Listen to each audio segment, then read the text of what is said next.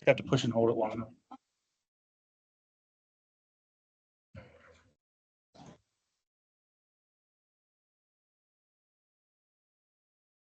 Forgot to do that. We don't have anybody dialing in though. From tonight. Okay. Yeah, I can see we got a few streamers.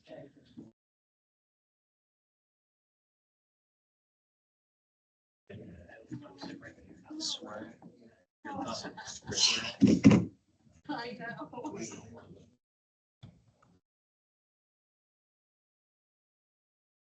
know. Yeah, there you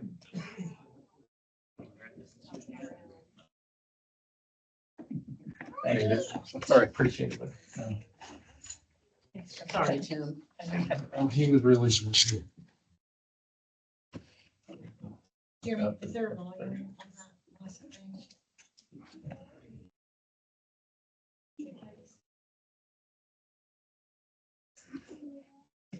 For the speaker, I pushed it up a little, but it's not showing anymore. Are they looking for microphone volume for the room mic? I think the room mic's on the camera, but that's okay. No, it's wired to sound. Oh, there's a mic on there? Yeah, I don't know. Something will have to, there's a mute though. Let me see if it's muted. Just muted, yeah. Well, I turned it off. Let me see. Okay. No, you're not muted. All right. New technology for all. Call to order. Thank you for your patience this evening. If you stand with us for the pledge of prayer. This evening for works and safety meeting for July 5th, 2025. I pledge allegiance to the flag of the United States of America and to the republic for which it stands, one nation, under God, indivisible, with liberty and justice for all. Father God, we thank you for this evening gathered together. I that you bless this community continually and bring peace to these families with a safe summer for these families. I thank you for your continued hand of protection on all of our employees and our public safety. Thank you for our new hires this evening. We're so excited to add them to our team. In your name, I continue to pray. Amen. Roll call, Sarah Collins, Present. Roger Cunha is on vacation, Tim Smith here, Jeremy Benner and myself as present. Mayor is absent on vacation. Did everybody have time to review our minutes from the previous meeting? One of those was my best attempt at taking notes, so if they caught any errors or anything, just let Darcy know. Okay. I'll make a motion to, can I do both of them at once? I think so. Yeah. Okay, Mhm. Just do it each one. Individual. Okay, so we need a June 2nd motion. I'll make a motion to accept June 2nd's minutes as published. All in favor? Aye. All opposed? Motion carries. All right, Who was and the we need a second? motion for June 12th. With a second, Make that motion. He was the second, sorry. Now on the general. Sorry. and I'll second. All in favor? Aye. Any opposed? So it's all, motion carries. No communication, no resolutions, no old business on tonight's agenda. Under new business, we have Chief Mike Montgomery. The last meeting, we spoke about one of my employees. We're still in that process of doing what we needed to get done. However, that employee will run out of paid time off, I believe somewhere around July 22nd. At that point, I will need guidance from you to know what you want done. How you want that paid out or not paid out. So, So this would be regarding administrative leave, paid or unpaid. correct. Do you want that tonight? If you need time to think about it, I don't need it tonight. I would need it sometime before. the So we just have to 22nd. call a special meeting if we needed to discuss further, but I think we're on up to date from our last meeting for those issues. I make a motion to make that administrative leave unpaid. I second that. All in favor? Aye. Aye. Any opposed? Motion carries. Thank you. And we have some new officers to swear in this morning, this afternoon, this evening. Did you have a particular order? Yes, Chase Belts.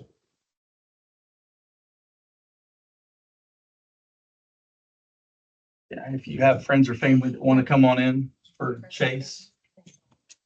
Okay.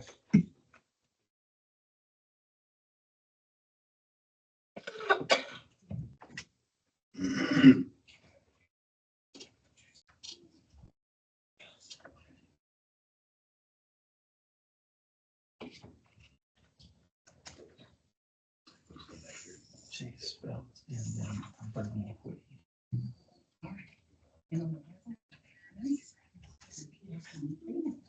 I, Chase Phelps, I, Chase Phelps, do hereby solemnly swear do hereby solemnly swear or affirm that I will support, that I will support, comply, and enforce the Constitution of the United States of America and the Constitution of the State of Indiana, State of Indiana, the ordinances of the City of Alexandria, the ordinance of the city of Alexandria, and the rules and regulations of the Alexandria Police Department. I will faithfully and impartially discharge the duties of my office charge the duties of my office as a patrol officer as a patrol officer to the best of my ability. to the best of my ability.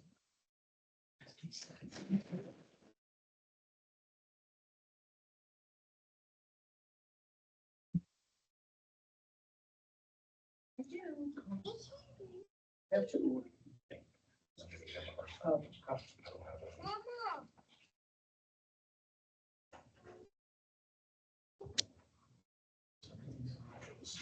thanks for sharing this with me.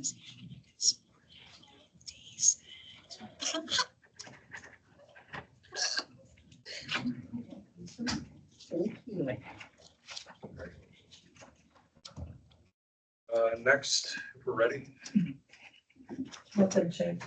Congratulations. Congratulations.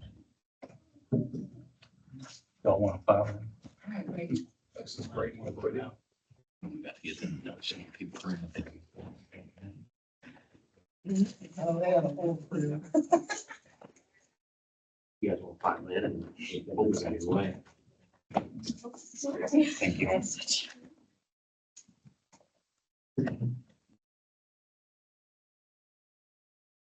No waves? Yeah.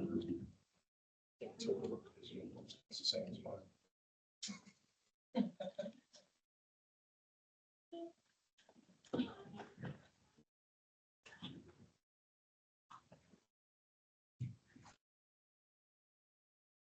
So, Just a few. That'd be better. You don't mind. Is that okay? Yeah, you don't mind. It's up front.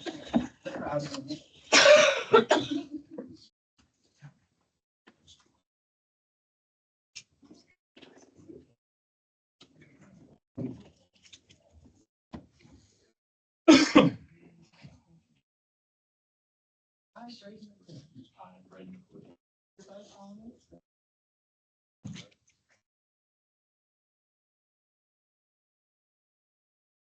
Forward.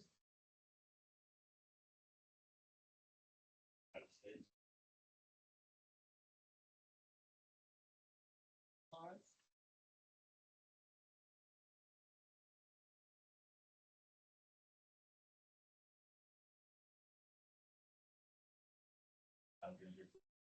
I will faithfully and impartially discharge the duty Charge of duty. of best of my ability.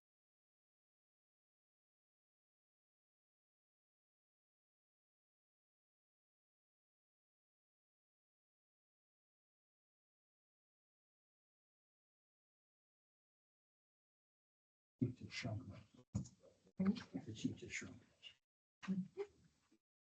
Chief Sean, go ahead. Didn't want him to hear.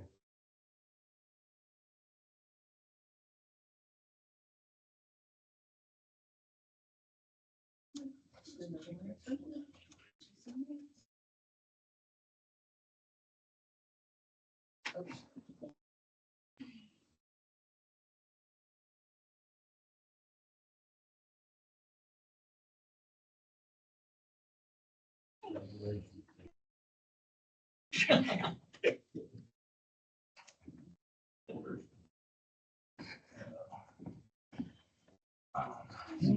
Citizens from. Right. That'll be all right.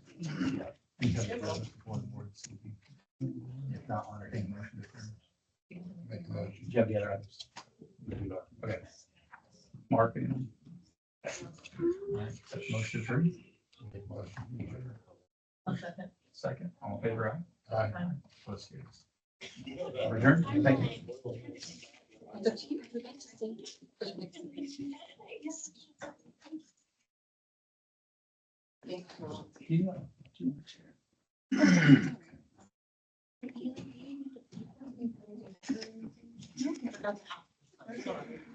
Gee, I can. I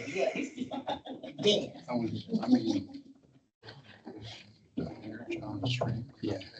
Second time. Thank you, Sarah. Oh.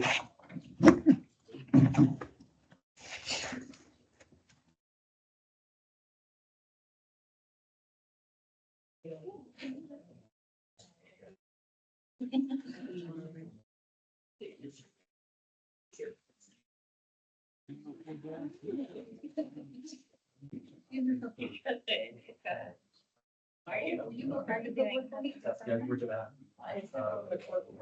Just one.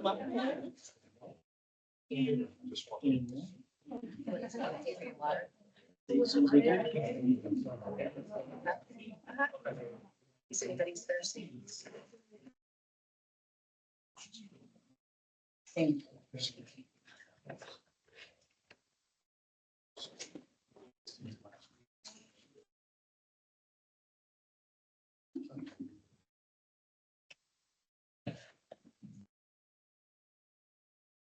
Meet Sarah. Yes.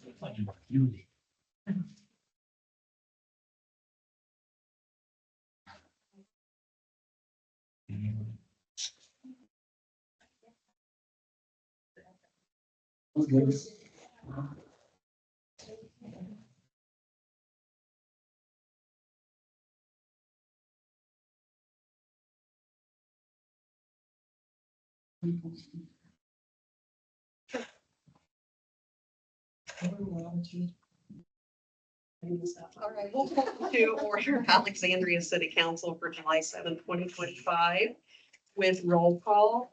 Roger Cuneo. Don Bertzel. Present. Wendy Goins, present. Jeremy Van Erman. Present. Darcy Van Erman. Amy Curry. Present. Dave Luck. Present. Jonathan Kerr. Present. City Attorney Sydney Van Haley. Present. Okay, and Mayor Todd Nazelrode, not here. Okay, so we have sign ups for public comment. So we will welcome Lisa Summers. Yes, I just wanted to say thank you for getting the pool ramp for the pool fixed. I know the person that had contacted me it was 90 degrees when we were having that hot wave and she couldn't access it, so she reached out.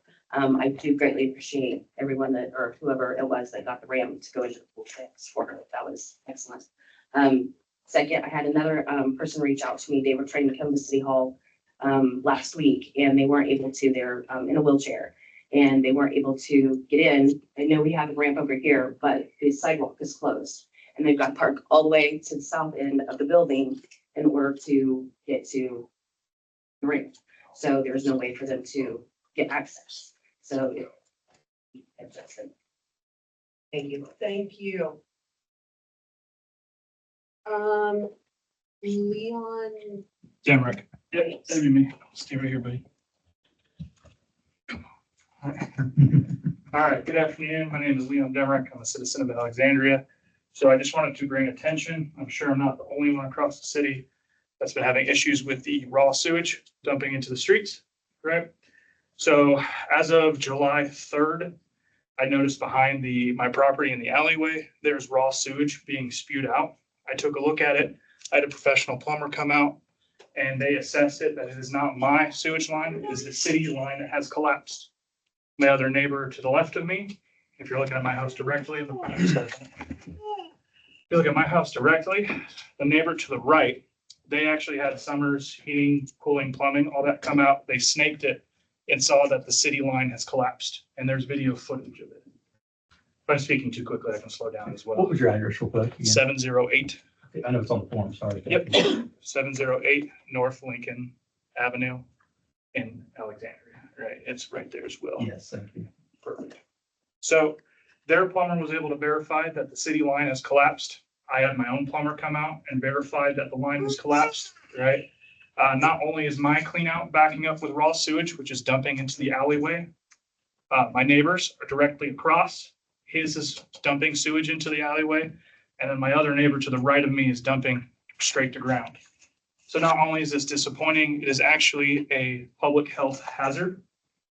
5 feet or let's say 10 feet behind that fence, which is right where the sewage is dumping, is my 3-year-old son's play structure, right? Which is not only is it attracting animals and critters, right? It's attracting flies, which then land on my children and could possibly infect them with diseases that comes from raw open sewage. So I would like to see what the council is going to do to fix that problem. I had outside vendors verify that it is a city line, and I'd like to go from there. I've been in contact with Dave Schmidt from the wastewater department, correct? He went out there today and verified it and said he was going to get a back truck to come out. However, if the line is collapsed, a back truck is not going to fix this problem. It might suck some of the sewage out, which will be a temporary fix for a permanent problem, right? So I'm calling on the city to help fix this problem, to not only keep ourselves safe, right, but keep the community safe from raw sewage dumping into the streets. Thank you. This is my first time doing this, so is that it, or is someone spontaneous? You did What time are you guys showing up?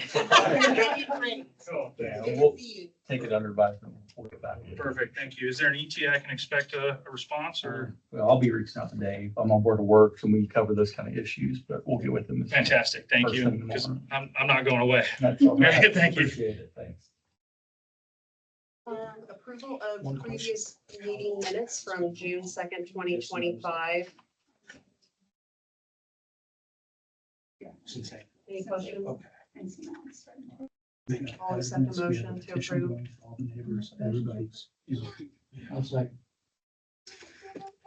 Thank you. You know, the vote. Oh, I'm sorry. Yes, all in favor? Sorry, Thank Wendy, you. All opposed? I'm still learning too. I think we got a lot going on. It A is. little bit. Okay, approval of claims. Oh, yeah. Tag C. Warrant 18613 through 18726. Amount of $549,872. Any questions? Make a motion to accept. I'll second. All in favor? Aye. Warrant 18727 through 18833. Amount of $479,905.59.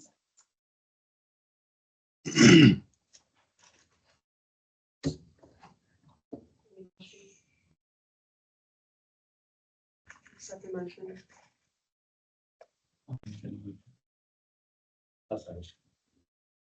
All in favor? Aye.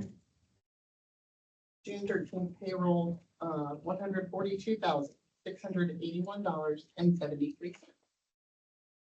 Motion to approve. Second. Oh, go ahead. Keep going. Fine. Payroll for June 27th, 2025, $155,829.69. Motion to approve? Second. All in favor? Aye. And June pension, $18,972.67. I'll make a motion to approve. Second. All in favor? Aye. Thank you all. Okay, I'm gonna take over communication. We're welcoming this evening Clint Woods. He's the IDEN inspector, to talk to us, educate us about some of the procedures for, water quality in Alexandria and some of the questions. So Clint, you have the floor. Without my computer here first. Is everybody familiar with how the drinking water viewer is, so the drinking water, if you guys have from your phones, you guys are more than welcome to Google this and kind of follow along with me. So everything on the drinking water viewer is the public record for every single water system that's here in the state of Indiana. And what's the site when you say the viewer, what do you? So if you just Google Indiana drinking water viewer, it'll be the first thing that pops up. Then I'll kind of walk everybody through that. I know there were some questions about things like being a public record.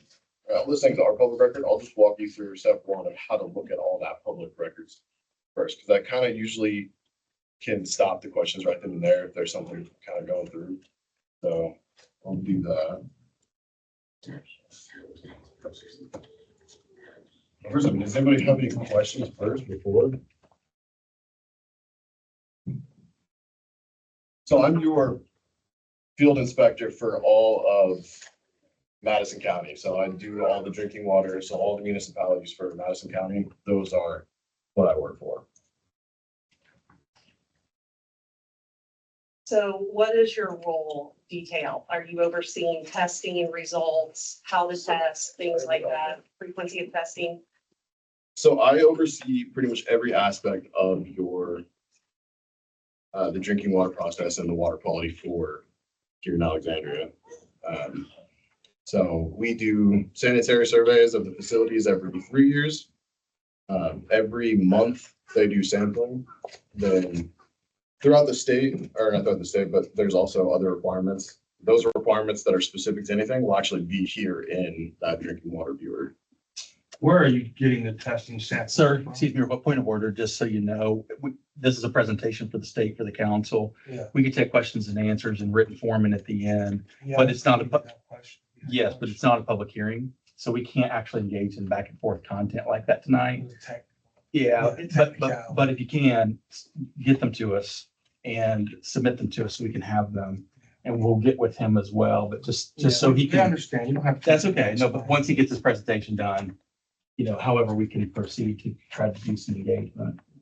Yeah, that's probably my bad. Which one to get him, and you didn't know, because normally it's a public hearing setting and we didn't do that for tonight. So, and we, if we need to do that again, we probably should with everything that's out there right now, but have a separate meeting for some Q&A and get more into that. So. From what I understand, Clint, there are 6 sites in Alexandria that are tested. Is that correct? How many specific there are? There's 6, and that's based on your population served. So there are different tests. There are monthly tests, every 3-month tests, there's 6-month tests, there's yearly tests, there's every 3-year test. So certain things are being tested regularly, and those are governed by the IDEM and then the EPA, right? Okay. So, and that's kind of all that information will make sense once we sit down and see the drinking water view, because it has all that information. And as soon as they pull a sample and then they use the lab, that's HML there in Muncie. So it's a third-party lab. We don't have anything to do with that. Alexandria has nothing to do with that. Once those results come out, they come directly to us, to the state, before they go to anywhere. And then they gets uploaded automatically into the drinking water view. So any testing that gets done will automatically go directly into the system. Is he able to screen share? I have a He'd have connection to, if he'd have there's to dial in, wouldn't HDMI. I just don't want to dump the meeting. he? No, well, Or I'm if we still have him learning back, all the we'll have, technology. that's okay, we'll have him set up where he can. Yes, And then I'll be when I get better, hanging yes. around afterwards. So if anybody has any questions directly to that, I'm more than welcome, more than to stick around and show everybody however long, specifically individually. So everybody who wants to have that, knowledge or that, sit down with how it works. If you hit Windows K on your computer, you might be able to screencast it. I'm an instructor for a living, so this is my bread and butter.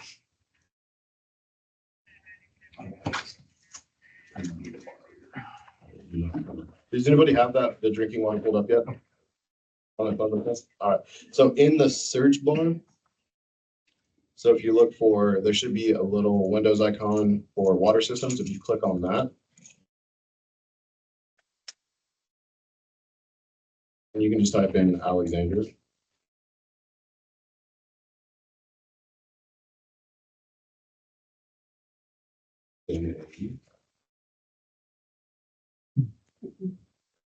or you can even use the PWS ID. So each town or municipality or each public water system has its own code, and you can search it all by that too. And county, if it wants to go slow. I got it. Drinking water, New York.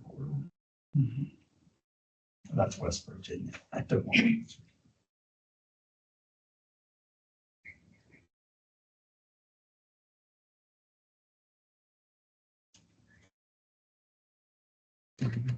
Would it be fair to say that Mark's our superintendent? Thanks for coming, Mark. And Mark, kind of, not reports you, he's your local inspector. Yeah, Yeah. yeah, there is nobody else but him. Yeah.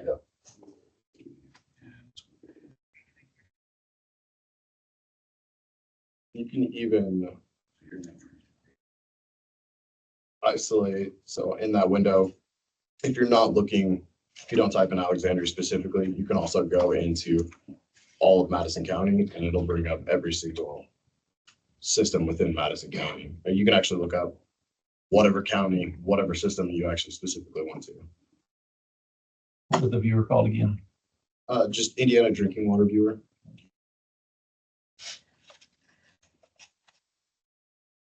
It's the .gov website, correct? Yes, sir.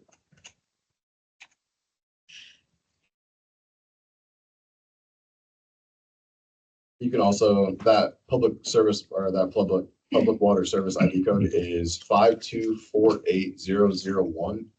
So that is the specific code for Alexandria. So if you don't find it by, typing in Alexandria, you can type in that code and then that code will bring up everything that you need for Alexandria. PWS ID. Yes, sir. So once you click on Alexandria and it pulls up, you should see off to the left a little menu, and on the menu you can look at monitoring schedules. So if you click on the monitoring schedules, that will show you how often the samples are getting and what samples are needed to be collected. So then you'll see on the first section, it'll say facility ID. So that DS001, that means those are the samples that are coming from the distribution. And those are the total call forms. And those are 6 monthly samples. So 6 samples will be collected monthly, and that's continuous throughout the year. Those will never not get taken. And if you go a little below that, it'll show you all the samples that are the lead and coppers, the HETMs, your PFOS, nitrate, radium, the SOCs, VOCs.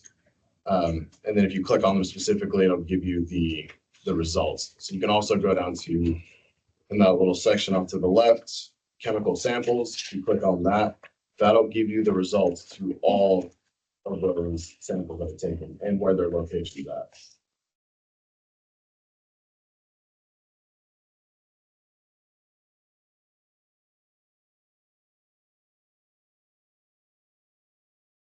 And that'll give, so that, what it's there for is to be able to give a snapshot of what the distribution is doing. All right, if there's anything with inside the samples that like positive or anything like that, we get it gets flagged and then we get an immediate notification to come out. And then usually my first phone call is going to be to Mark and saying, hey, are you guys, flushing or anything like that? Like we usually I don't know how many times we've been on the phone in the last 6 months. Probably a few times. So yeah, it's a pretty decent open communication with the systems and then us at IDEM, like if something's going on. But that's really, that drinking water tool is really the best place to find information. That gives you everything. You can, again, if you go to the top, you can look at the sampling points on that menu side on the left. And then it has the address of where the samples, what they're sampling for. Oh, nice. That's really, and then it'll say whether it's, it's the lead and copper, whether it's the distribution. There's like over 40, 50 something total. Those change every year, generally stay the same, those 6 locations. They generally stay the same unless we want to change them. The reason why they stay the same is you get consistency. So you always have one throughout the distribution. You're going to have one upstream, downstream from the plant. your furthest away, your closest, mid in between. So you can kind of get a good snapshot of what the plant is actually putting They're out. spread around town pretty good. Well, the state has to approve the sample size. Thank you. Correct, I yes. submit them, but if they say, no, we want to change this, I submit what I feel is good, but they have to approve it or it doesn't work. And that comes across towards anything, anything that the town does, it gets submitted to us for approval. And that's, I mean, literally almost anything that happens. So that's, hey, we want to change this. They also send in every month, at the end of the month, the MROs are sent to us, which are just your residuals. So your free available and your total call forms, that all gets sent to us to review. So we can see what the system's doing throughout the month, whether, all right, hey, you're feeding this amount of chlorine, what's going through the system? Is there something going on? So there's never not eyes going on onto the system. One taken at the plant too, isn't there? What's that? One's taken from the plant. Yes. Yeah, one's at the plant. Because too. there's The others- there's a raw tap and there's a treated tap at the plant. Yeah, you do the roll taps off the wells as well. So I thought, okay, because it showed, I saw the wells show up on here. Yeah, so you can even, it'll show you on there that the wells are there, like where they're located and essentially what they're rated, because each well has to get reported to the DNR of how much is pulling from these wells. So I don't know if the DNR reports are not on the drinking water viewer, but it has the representation of It what, is on the it DNR is. side, yeah. And then it'll show you all in that DNR. And then that's even something that we look at every 3 years of what their withdrawal report is from those, from the DNR when we send it out. So, And you mentioned MRO because the public probably doesn't know some of the acronyms. I'm in the industry a little bit, so those are the monthly reporting forms. yes, sir. So that's literally just, and it has, because someone has to be at the plant every day to get those residuals. So that's through the plant and through the distribution. So you can see the change from going throughout the distribution. So you'll take your free and your total. Your free available is what's after treatment. Your total is the total amount of chloride residual that is left in the water. So when you're looking at the numbers, when you're looking at free and total, know that total is the total amount of chlorine and then free is what's left pretty much after that treatment has taken place. That's the easiest way to kind of explain it. What's going to get through the system up to the water tower, out to the houses at our tap. That's And then throughout the distribution, the same thing happens to make sure that, hey, are these residuals matching generally what is out there? Because it's on a spectrum. So the numbers are never going to be exact the same. So that's some things that some people kind of get confused about. Like, oh, I took this reading here, but it's different here. But again, it's kind of on that spectrum of, this is reading right here, right now. Take it another second later, it's probably going to give you plus or minus something, within that same ballpark. That's why we have a range of saying, hey, these are what your safe ranges of, your chlorine residual versus it's all on a range. generally speaking, most communities in Indiana use chlorine for disinfecting bacteria in the process. Some use UV and a few other, but typically that's common, just so the public knows that's a common treatment methodology. Yeah, I don't think I don't think I have any system that's not using chlorine as their main treatment for water. That's very common. And that comes in two different forms. You have granular, gas, and liquid. So it's not just always just one type of way. I have a question. So we've had some individuals who've had concerns this weekend about E. coli in their system. Mhm. And so they've purchased at-home test kits. What should they do if it comes back positive for E. coli? Yeah, first, if it's not EPA rated, it's kind of just for funsies. So first thing is making sure that a test is an EPA rated test. I know we had one that I looked at from HML. That's good. HML is a good lab. I don't think I've ever had an issue with HML coming back. I mean, I'm probably on the phone with HML once or twice a week, just verifying results. But step one is really making sure that it's EPA if it's not an actual certified lab. Because if the certified lab, they're giving you their test stuff and then they're going to go out. And then following procedures on that to a T. There's a lot that actually goes into taking a routine sample to go that. You're going to want to, bleach and clean wherever that you're actually cleaning that from or where you're taking that sample from. I know most common people will say, well, if I'm bleaching this right now, I'm going to get a bad sample or I'm going to get a good sample because there's bleach on it, right? Well, you want to clean, a faucet first before you do that. So you're not getting any outside, because then it becomes a mechanical issue and not an actual representation of the water itself. Right? Water is fluid. It's moving. It's going to be different from the day today. It'll be different tomorrow, and it's going to be different every single day. So making sure that that faucet or wherever you're taking a sample from is clean. And then kind of making sure that the maintenance that goes through everything else is done. And then letting it run, right? Because if you have a stagnant line in your house, you turn on one faucet, pressure can pull it from somewhere else that's in another line. So having your faucets run for a little bit before you take a sample, that's like really kind of key, that and being able to bleach and clean a faucet. Making sure that the faucets aren't old or there's kind of a lot of things. People are like, having a EPA or like a rated faucet is very important too, because you don't want to just buy something from, somewhere that's not a reputable site and then throwing it on something. You don't really know where that faucet's coming from or how it's been cleaned or what it's actually made from. There's like a process. If you go from like a Lowe's or, a Menards, something like that, most of those, if not all, are all going to be a certified or rated like actual faucet to use. Maybe brass or stainless steel or the proper metals too. Yeah, some of them, oh man, we had, where was it?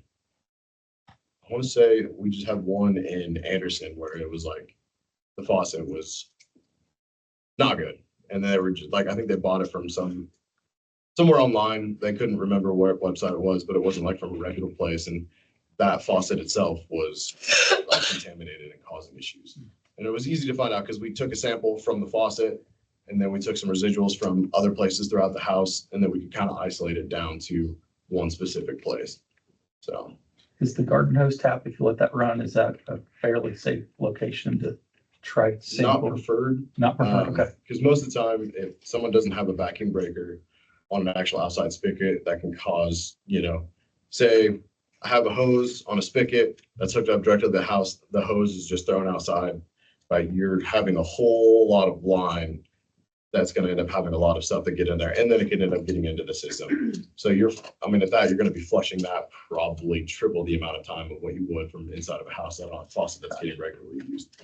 Now, if you have a vacuum breaker, it's a little bit different, but that kind of stops the cross connection happening. But, it's still better to have on. You want a better representation of what you're using daily to actually drink water. Are we drinking out of a faucet, pick it out in the backyard, or are we drinking from a faucet that's inside the house? And then making sure that there's no other like inline filters or anything like that inside the house that are making sure that the maintenance is getting done. You usually have a lot of problems with people put filters and like an inline filter in their house. Like a whole house filter. Okay. And then never changing that filter. Well, that filter after a while is just a breeding ground for bacteria.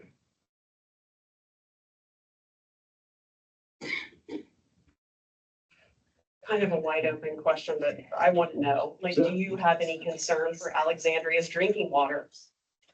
Based off of the data that we have, we don't have as a mass for the distribution right now. That doesn't mean an individual thing. Once it becomes inside the house, right, there's a difference between having a municipality's responsibility and a homeowner's responsibility. That's where we kind of can come in and look at something to see, okay, is this a distribution issue or is this a house issue, if that makes sense? So that's kind of like where we can kind of come into play and helping out with our operators of being able to like, hey, let's actually look at something and see if this is an isolated event or if this is a distribution problem. If you have a concern, what should be the process? Should we contact our local utility office or should we contact IDEM? Yeah, so on our website, that's a good question. Directly on our IDEM website, our first step is to always contact the municipality first, right? Contact the utilities if there's an issue. If there's an issue, if you don't feel like that's going, then feel free to give us a call. That would be the next step. And then on our website, it specifically says how to actually do a a reporting event, right? Hey, there's something wrong. I have an issue. And then you can kind of go through there and report that. And that's all directly on our IDEM website. And then asking the questions of, hey, is there anything else? The most common where we'll get calls if there's discolored water.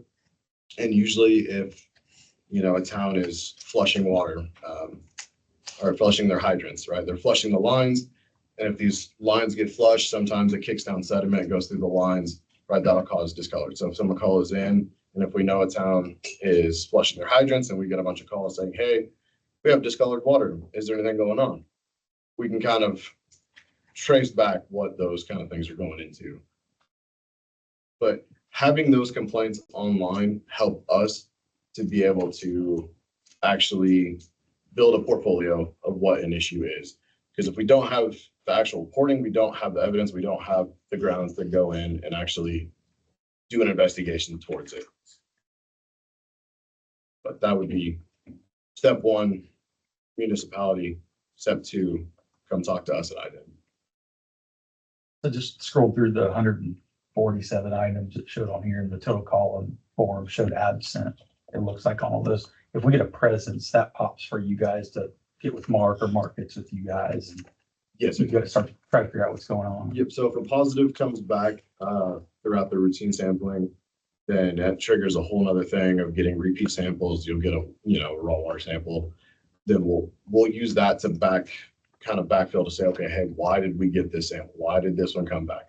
Because if you get, you know, positive one day and then negative the next day, right? That's what we want generally, right? We want it to go back to normal, and then it just triggers us to just say, hey, let's keep an eye on it.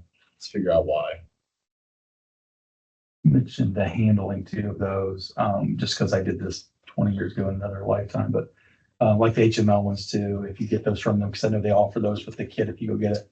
When you take those, it's best to wear rubber gloves, right, if you can. And if not, you just can't touch and shouldn't touch the edges or the rim, and your fingers and your hands can contaminate the sample, right? So you just have to be very careful how you fill that cup, how you store it. So if anybody does go get them, obviously there's personal sanitation issues handling that sample until you get to the lab. Right, yeah, the positive control of the sample bottle itself is really important. And again, that's kind of, if anybody has questions on that, you know, by all means, I have no problem answering questions or kind of showing someone how to. And he said, if anybody wants to test the water and have someone watch them do it from HML themselves, like I have no problem going in and kind of helping out, walking someone through it.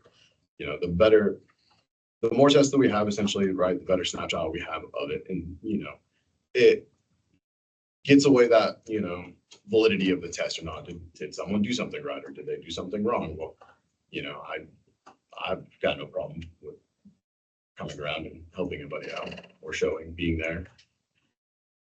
I don't mean to hold you, I'm sorry. I just have one more Yeah, go question. ahead. The water from your kitchen sink versus your bathroom sink versus your bathtub, all the same water system, Correct. all coming from L. So, okay, so if you get a positive test, it should show positive everywhere, right? Depending. So I could take a sample from a kitchen sink, right? And if that kitchen sink has a positive sample, right? And if I go and take one from the bathroom sink, if that's negative, then we can kind of isolate it to, okay, what's wrong with this sink? So it's not the distribution itself, it's at what point in this distribution did something happen? And that's where we can kind of narrow things down to. You're able to do that point of contact and things like that to figure it out. Yes, sir. One thing I'd like to add, and you and I spoke about this, the city is responsible from the service main to the meter, through the meter to the customer side. That's where our responsibility stops. Everything from the elbow side of the meter setting on the customer side is the customer's responsibility.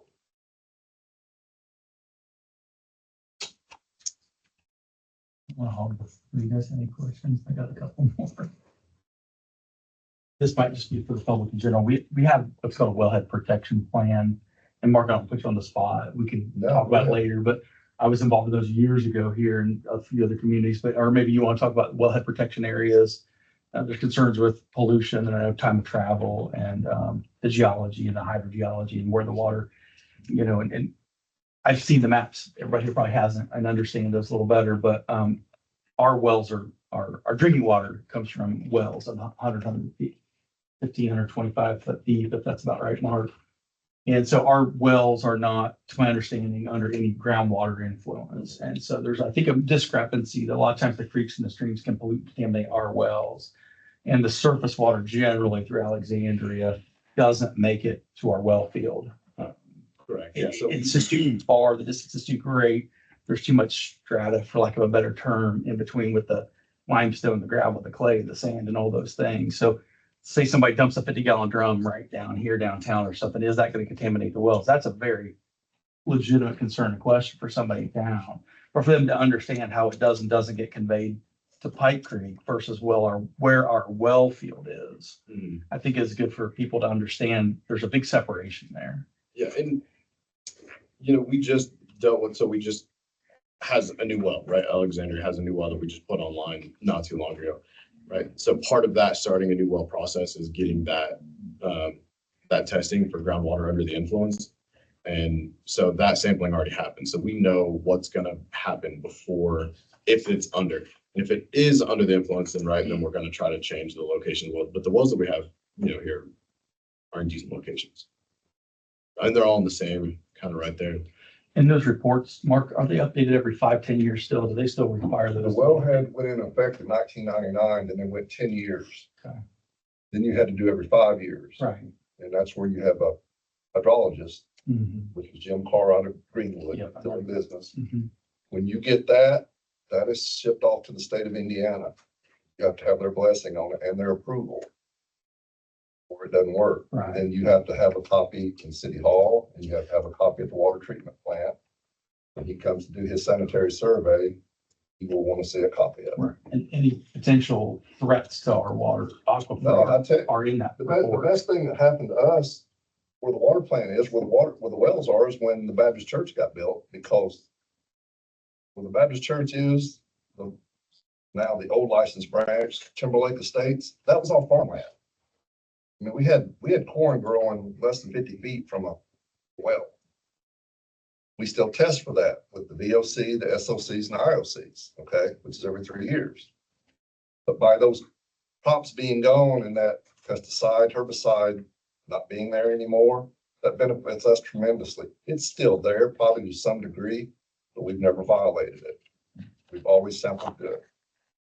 And that goes back to when they implemented that in 1994. So I hate that the crops left, but when the church and everything went in, they just kept building, and expanding, and that just opened up more or less farmland. And we have to test for that every 3 years. It rotates every year differently for 3 years. And that was one of the ladies' complaints, that on this year's yearly water report, that there was results from 2023. Those results are going to be on there until they're tested again in 2026. That's per IDM regulations. It's The not. state dictates what we It's test. exactly, it's not something that's being hidden. It's not a cop out. It's the rules and the laws that are told to us to do.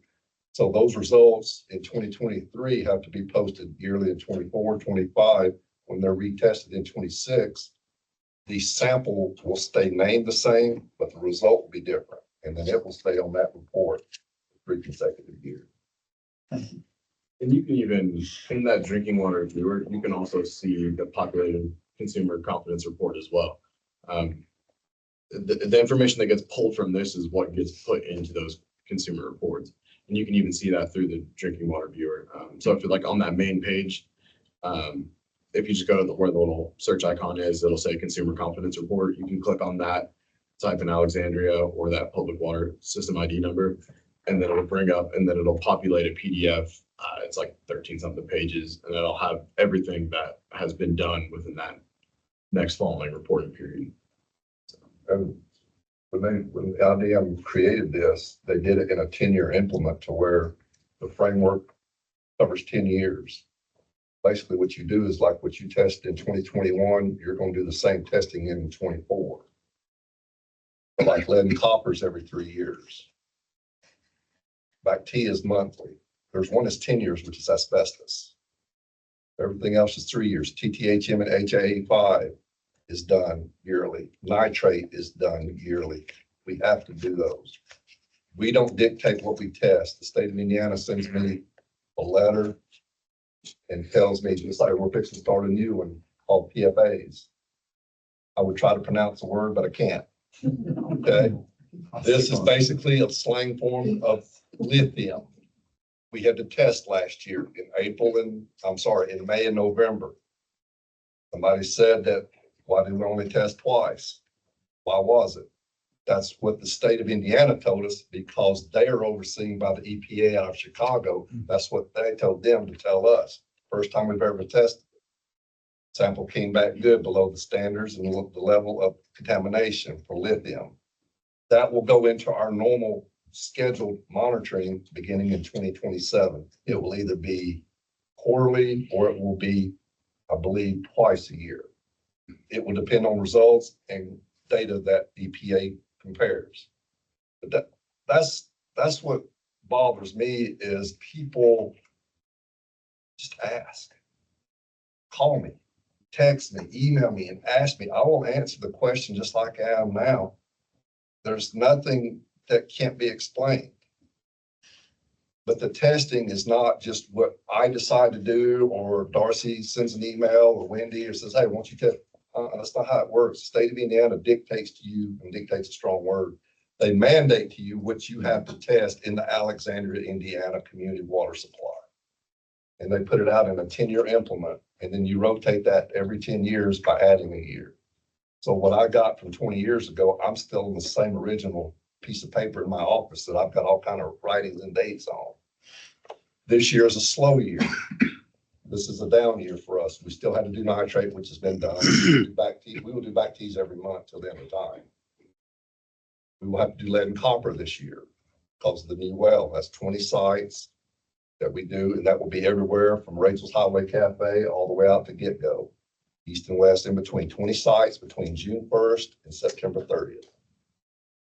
And and I asked businesses and residents, can I use your home or business as a testing site? I usually just go random. Some people say, no, you're not doing it. And some people absolutely want you to come. So some of these are residential properties. Oh, yeah. I mix them up. Okay. I do businesses, residents. I try to make sure the school is incorporated somehow into it. I talked to Clint the other day, and I thought it'd be a wonderful back tee site. I switched out one right down the road, and I started doing the Alexandria Care Center. Now, if there's gonna be bad water, sure as hell don't want it at the Alexandria Care Center, right? So I added it. So it's now on the list. And I have a special interest there because my sweet mama's there. So that's a great place to get. They have a public restroom to the right as you go through the entrance door. You can use that, grab your test, get it to Muncie, wait for the results. Everything that we test goes to Muncie except this new PFA, and that is shipped directly to Chicago. That goes directly to the EPA. Everything else stays in-house in HML. I appreciate all the information that was shared. It's very helpful for me. But just to help people, if they have tried to do a test and they are still concerned, am I correct in that they can call you or contact you, your IBM, to have something checked? Yeah, I mean, we're willing to do anything that we can if there's like a public concern. You know, if we do our due diligence and we're doing our research and doing the investigation, and if we're not finding anything, I mean, at some point in time, we would love to say, hey, we're not finding anything. There's no evidence of that, you know. But until I get to that point, I mean, I'm willing to do, you know, like I mean, I've been working pretty closely, you know, I couldn't imagine that we would deny someone saying, no, I don't want to do anything for you. Like, I'll give you a great instance. The 3 customers, residents in this town that have complained publicly about E. coli water, I've never spoken to. They've never called me directly. So am I understanding that their first call would be to you? They can contact the mayor's office, the clerk's office, Okay. give me their number and a time I can call. I will be there. I will call you. I will meet you. I will make it work. Not one person has contacted me directly. And I think, I mean, even my first call when we got the email through an IDEM, my first call was to Mark and said, hey, have you had anybody contact you directly about any kind of issues? And I think the first thing came out, I was like, I have not gotten an official capacity saying that there's an issue. So, you know, But that makes it clear that we have some definitive steps that can be yeah, taken. and that's honestly the best thing. If it will get heard. I know some people think if I call somewhere, it's not gonna, it'll eventually get to us. And then we'll, you know, kind of work our way down and, you know, do what we can, you know, but, you know, because even my first call is, hey, is something going on with the water? Hey, are you guys flushing? Or I think that was my first thing I asked Mark, was like, hey, are you guys flushing right now? You know, and going through, but you know, we'll always do our due diligence and, you know, the best that we can. But, you know, our goal is to provide the best, you know, product that we can for everybody in a safe manner. Thank you. Thanks you. for being here. And you're free to answer questions maybe out in the lobby. Is that right? Yeah, absolutely. I mean, I'll stick Okay. around for anything. I mean, I'm gonna go to one of the residents' house after this to take a look and see what we can do, you know, and, Thank you. you know, I've got a couple cards, I'll hand those out too, and, you know, anything anybody needs, just let me know. Yeah, if Thank you could you. leave a Thanks, couple of your Mark and cards Lynn. here too, that'd be great. Absolutely. Okay.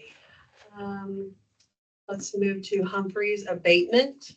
I'm gonna take this one. Okay. Hi, I'm Sydney Darnall. I'm also at TAP Law. So this is the declaratory resolution, and it's for Humphreys Automotive. Back in, I believe it was the spring, maybe March or April, council decided to move forward with the necessary steps under Indiana law to provide a tax abatement for Humphreys Automotive after they applied. And so under the code, this is just the declaratory resolution, and it is designating an economic revitalization area for Humphreys Automotive. What we still will need to do, and it's currently in the resolution scheduled for the next council meeting on August 4th. There will be a public hearing as required by Indiana code. And then after that, the council can choose to pass a confirmatory resolution, at which point this declaratory resolution will be officially effective. So right now, this outlines the area that Humphreys Automotive is at, the parcel number, the map, and the number of years that the abatement will be valid for. And so this evening, the council can choose to pass it, and then we'll move forward with the public hearing and confirmatory resolution. I will also note, in the first paragraph, it says statement of benefits for personal property. That should say real estate improvement. So if you do vote to pass this evening, please add with the modification of changing it to real estate improvement. Humphreys submitted a statement of benefits for real estate improvement, not public personal property.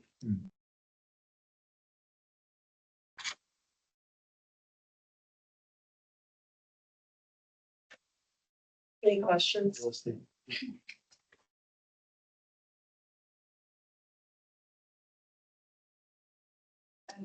Sorry, one more thought. So in August, we all, well, at the end of July, we're also going to present an economic development target area ordinance. Under Indiana code, because this is an automotive shop, we also have to designate a separate economic development target area, but that's via ordinance, not via resolution. So that will be presented to the RDC. And if they issue a favorable recommendation, it will appeal before council in August. So there's just a couple steps to achieving this abatement. And so the declaratory resolution is really just the first step, and then we'll have more materials for you in August after the hearing portion.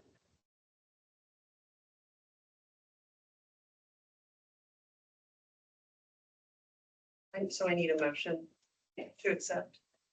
With the edit of real estate improvement. Make a motion to accept owners for the real estate improvement for Humphreys Automotive. Okay. All in favor? Aye. Great, thank you. Okay, and new business regarding the insurance committee. So from what I understand, there's been a committee formed, and it the committee is made up of department heads. So police, fire, stormwater, all of the department heads make up this insurance committee. There was a resolution adopted in, I believe, 2017. And actually, a city council member is supposed to be present for that committee. So we are, what I would like to do is I would like to elect, I would actually love a volunteer who would sit in on this committee going forward so that you can help in the negotiation process for employee insurance. So do I have a volunteer? I'd be willing. Donna is willing to sit in on the insurance committee. Can we vote on that? All in favor? Aye. All opposed? Thank you. Okay, thank you, Donna. We'll see. And then Darcy? Okay, so, Mr. Bill, building commissioner, Bill Manning brought down for me his, letter of approval to release funds, for 115 North Harrison Street, $6,765.43. This came after the, reports were ran, the financial reports were ran for you all this evening. So I didn't know if you as a board would feel comfortable with me releasing those funds to the ownership of that like we did previously. And then you'll see this on your meeting docket in August. Sorry, what's 115 North Harrison Street? That is owned by Chris and Aaron McCree. Okay. Motion to release those funds. Recuse. I'll second. All in favor? Aye. I got Jamie. Thank you all. I Okay. appreciate that help with that. Thank you. So, what I'd like to do is talk about the working session on Monday, July 21st, 2025 at 5:30 PM here. What we're actually going to do is open that up for, public comment, or discussion following the IDEM education that we received today. So there's going to be additional testing, some sampling through the water department. So we'll have more information available. We just had education that I did not know before, all of this. So, 7:21 at 5:30 PM will be a working session and we'll open it up for public discussion. Okay? Okay, and then our next regular scheduled council meeting will be held Monday, August 4th, 2025 at 5:45 PM or immediately following Board of Works. Okay. I just have one thing to say. I just wanted to thank the community center and the whole board for coming together to get the community the fireworks display with everything. I thought it was very successful and I appreciate their hard work. As I did appreciated all the work done beforehand in all those years, but it's a lot of work, but I'm grateful to them for taking that over. Thankful. Any other comment from council? I'll accept a motion to adjourn. Second. All in favor? Aye.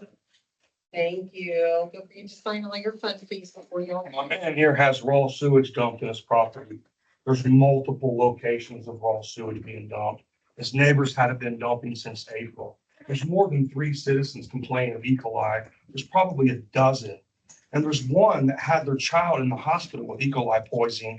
And the city council doesn't want to answer questions or talk about it. And there's no concern from IDM. Well, there's a concern from me. There's a concern from a ton of different citizens. And we're not going to be silent. This issue is going to be uncovered. And it's your responsibility to fix it. We're not pointing fingers at anybody.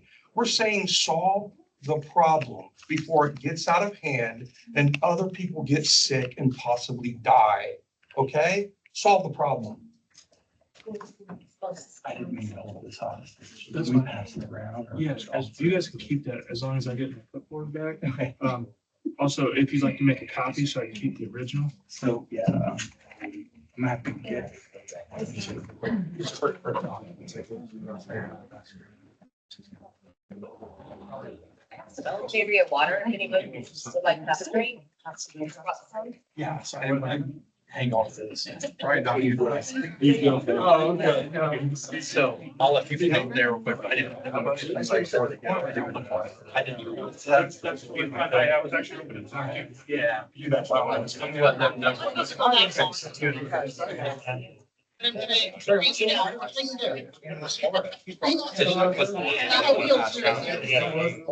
The gentleman.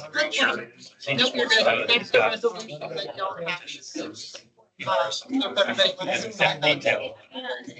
Aren't they addressing Yes.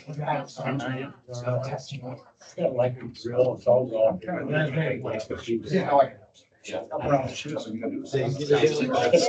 Dave Schmidt's already on. So he texted me. I think you might have been watching online or something. You might contact Dave Smith, right? Yes, ma'am. I just want to. Yeah. I sent you an email.